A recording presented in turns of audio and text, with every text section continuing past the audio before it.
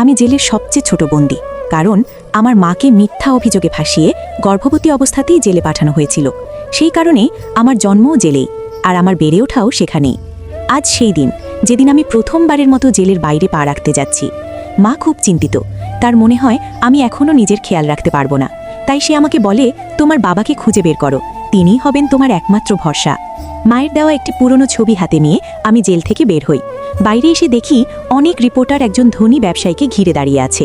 ছবির সঙ্গে মিলিয়ে দেখি, আর তখনই বুঝে যাই তিনিই আসলে আমার বাবা। খুশিতে আমি দৌড়ে তার দিকে যাই নিজের পরিচয় দিতে, কিন্তু মিডিয়ার ভয়ে তিনি আমাকে বলে দেন তিনি আমাকে চেনেন না।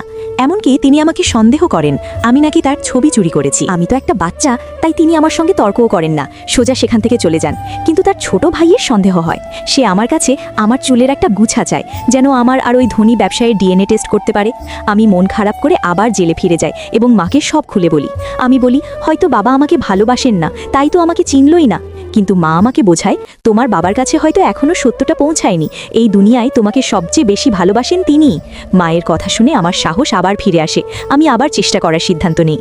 এদিকে সেই ধনী ব্যবসায়ী তখন তার বাবার সঙ্গে মিটিংয়ে ব্যস্ত। হঠাৎ তার ছোট ভাই দৌড়ে ভেতরে ঢুকে বলে, ওই বাচ্চাটাকে পাওয়া গেছে।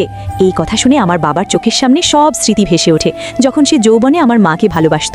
পুরো পরিবার আনন্দে উত্তেজিত হয়ে ওঠে, কারণ তারা গত 10 বছর ধরে আমার মা এবং আমাকে খুঁজছিল।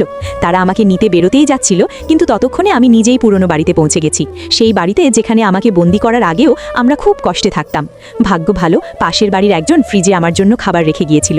আমার হৃদয় কৃতজ্ঞতায় ভরে ওঠে, কিন্তু হঠাৎ করে আমার হাত থেকে বাটিটা পড়ে ভেঙে যায়। আমি কান্না চেপে ধরে পরিষ্কার করতে থাকি।